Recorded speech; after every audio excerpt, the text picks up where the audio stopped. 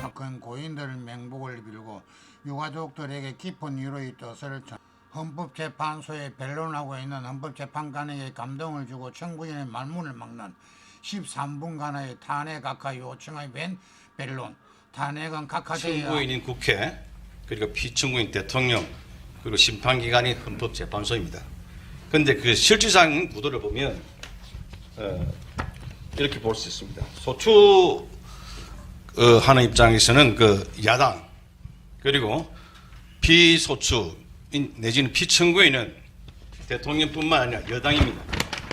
구도가 기본적으로 여당과 대통령 및 야당과 대통령 및 여당의 구조를 갖고 있습니다. 그리고 또 한편 보면은 정권 교체 주장 세력과 정권 유지 주장 세력 간의 다툼입니다. 또 다른 한편 진보 세력과 보수 세력의 다툼입니다. 그러면서 체제 변화 추구 세력과 체제 유지 추구 세력입니다. 대통령 입장에서 보면 반국가 종북 세력과 체제 수호와 국법 질서 유지 세력입니다. 그리고 또 대통령 입장에서 보면 국군 문란 세력과 국군 문란 방지 세력입니다. 국민은 이 처절한 싸움을 지켜보는 관중인 동시에 실제적인 심판관입니다. 재판정은 폐쇄된 조그만 법정이 아니라 온 국민에게 공개된 경기장입니다. 온 국민이 공개된 경기를 지켜보고 있습니다. 그러한 바 피청구인 및 대리인은 그에 맞추어 변론하고 싸울 것입니다. 대통령 탄핵 심판은 단순히 국회와 대통령 개인 간의 문제가 아닙니다. 그 절차는 헌법재판소가 단순히 심판하는 심판 절차, 판결 절차에 불과한 것이 아닙니다. 집단과 집단의 대결의 장이고 온 국민이 참여하는 체제, 가치, 이념, 투쟁의 장입니다. 전쟁의 장이라고 할 것입니다.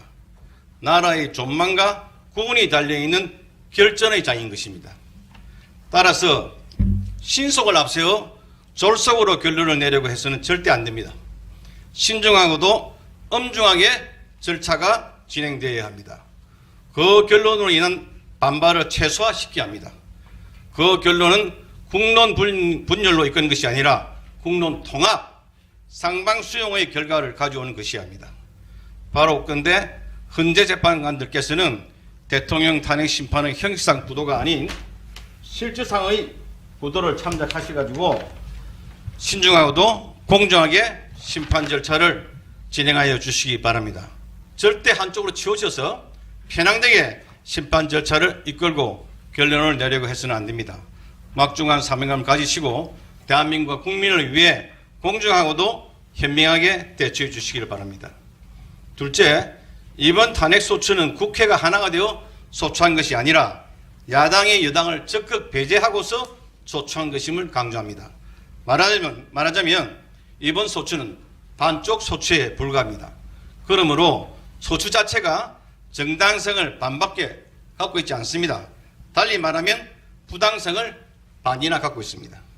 셋째, 이 사건 탄핵 소추는 급속하게 이루어졌습니다. 계엄 해제 당일인 작년 12월 4일 바로 탄핵 소추 어안이 접수되었습니다. 졸속으로 제기된 것입니다. 대통령을 탄핵하겠다는 것인데 심도 있는 논의와 검토 없이 바로 접수되었습니다. 소추 내용도 아주 빈약합니다. 비정상적으로 제기된 것으로 그 졸속이 2차 접수에 그대로 연결되었습니다.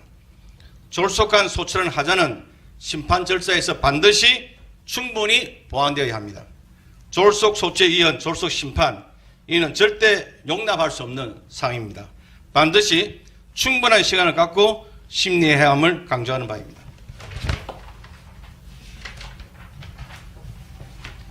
넷째, 증거 절차는 탄탄히 진행되어야 합니다. 탄핵 소추는 충분히 검토된 증거자료를 토대로 한 것이 아니라 언론 보도를 토대로 하고 있습니다. 이러한 허수범을 배격하고 탄탄한 증거로 보완해야 합니다. 많은 증거 자료 제시와 다수의 증인신문이 진행되어야 합니다. 전문 증거가 전문 증거로 심리가 진행되어서는 안 됩니다. 다섯 번째, 피청구인 측에서는 탄핵 소추 사유 못지않게 계엄에 이르게 된 배경, 이유 등에 대해 심도 있는 주장 및 입증을 할 것입니다. 그러므로 그에 대하여 많은 시간 배정이 있어야 할 것입니다. 피청구인의 계엄 선포는 그냥 한 것이 아닙니다. 고심 끝에 행해진 것입니다. 대통령이 계엄 선포를 하게 된 상황에 대하여 충분히 논의되어야 하고 계엄을 유발한 사람들에 대한 책임 문제도 마땅히 논의되어야 합니다.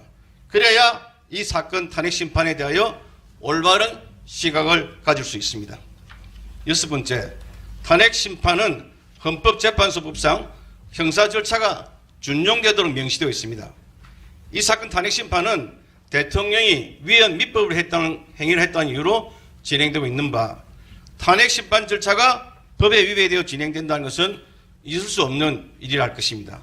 당연히 헌법과 헌법재판소법에 따라 진행되어야 합니다.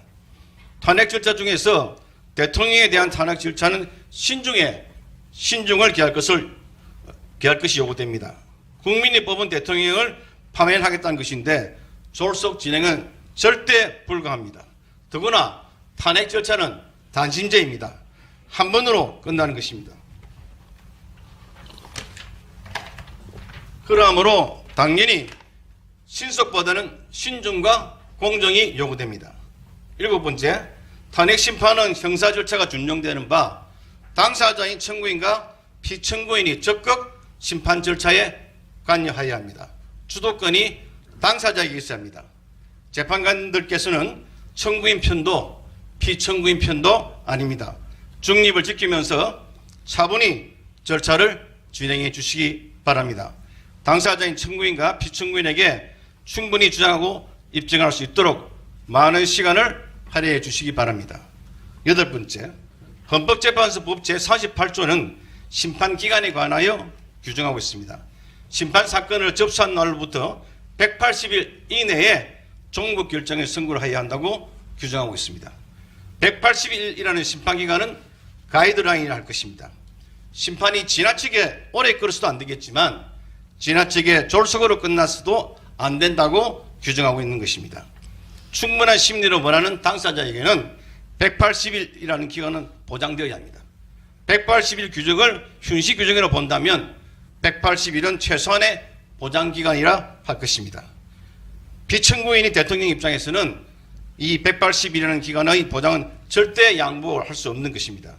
이건 탄핵은 대통령 개인에 대한 것이 아니라 이 나라 국가 원수, 행정수반에 대한 것이고 실제적으로는 집권 여당과 대통령을 지지하는 세력에 대한 것입니다. 그러므로 이와 대척되는 지점에 위치한 사람들, 개인이든 집단이든 그 사람들 입장에 서서 법이 부여한 180일이라는 기간이 무시, 경시되어서는 절대 안 됩니다. 재판관님들께서는 이 점 충분히 고려해 주시기 바라겠습니다. 아홉 번째로 동일 사유로 이해 탄핵 소추한 것이 가능한 것인지 의문을 제기하지 않을 수 없습니다. 탄핵 소추안 제출과 법률안 제출은 다릅니다. 탄핵은 파면으로서 탄핵 절차는 징계 절차를 할 것인데 징계를 하려고 했다가 요건을 갖추지 못하여 징계를 못한 것으로 결론이 났으면 동일 사유로 징계를 못한다고 봐야 합니다. 탄핵은 다른 한편 피청구인에 대한 실질적인 형사 처벌 절차라고 할 수 있습니다. 그렇기 때문에 처벌 못하는 것을 의결하였으면 그로써 처벌 절차는 종료되는 것으로 봐야 합니다. 법안 제출은 회기를 달리하면 또 제출할 수 있으나 법안 제출이 아닌 탄핵 소추는 회기를 달리하더라도 또 제출할 수 없습니다. 그러므로 이건 심판 청구는 마땅히 각하되어야 할 것입니다. 소추권 남용의 문제도 같은 시각에서 바라볼 수 있습니다. 열 번째, 소추 사유 중 내란죄가 중요한 자리를 차지하고 있습니다. 야당은 계엄 해제 후 바로 탄핵 소추안을 접수하면서 소추 사유로 내란죄를 적시하였습니다. 피청구인에게 내란죄의 덫을 씌운 것입니다. 그 프레임 하에서 내란죄로 국민 여론을 이끌어왔습니다. 그러므로 이 사건 탄핵 심판에 있어서는 내란죄가 본질적이고도 가장 중요한 요소입니다. 그런데 첫 준비기일에 청구인 측은 내란죄의 형법상 범죄 성립을 따지지 말고 헌법 위반 문제로 보장하면서 은근슬쩍 넘어가려고 하였습니다. 내란죄를 빼버린다면 소추 사유가 영 부실해집니다. 내란죄 성립을 토대로 이 사건 탄핵 청구에 이른 것인데 형법상 내란죄가 성립되지 않는 것이라면 탄핵 소추는 잘못된 것입니다. 성립도 되지 않는 내란죄를 주 토대로 하여 소추 의결에 이르렀던 것입니다. 내란죄는 형법상의 범죄이지 헌법상의 범죄가 아닙니다. 그러므로 형법상 내란죄 문제를 헌법상 문제로 바꾸자고 하는 것은 전혀 타당치 않습니다. 그동안 입만 열면 내란죄, 내란의 공범, 내란 선동 등을 외쳐왔는데 막상 심판 절차가 개시되자 내란죄를 슬그머니 빼버리자고 하는 것은 그동안 국민을 기만하여 왔다는 것을 스스로 인정하는 바라 할 것입니다. 그와 같은 태도는 심지어 청구인 측을 지지하는 사람들에 대하여도 스스로 신뢰를 잃어버리는 처사를 할 것입니다. 도저히 이해가 되지 않는 태도를 할 것입니다. 정의 내란죄를 청구사유에서 빼버리겠다면 청구인 대리인이 일방적할 것이 아니라 소추권자인 국회 의결을 거쳐 할 것입니다. 국회 의결을 거쳐 내란죄를 빼버렸다 하면 그때 가서 피청구인은 그에 대한 동의 여부를 결정하겠습니다. 지금 단계에서는 전혀 동의할 수 없습니다. 검찰은 작년 10월 27일 김용현 전 국방부 장관을 내란 중요 임무 종사 및 직권 남용 권리 행사 방해 혐의로 구속 기소하면서 참고자를 냈습니다. 거기에는 국군 문란의 목적이 인정됨, 폭동에 해당함 등의 내용이 기재되어 있으나 전혀 타당치 않는 내용임을 지적합니다.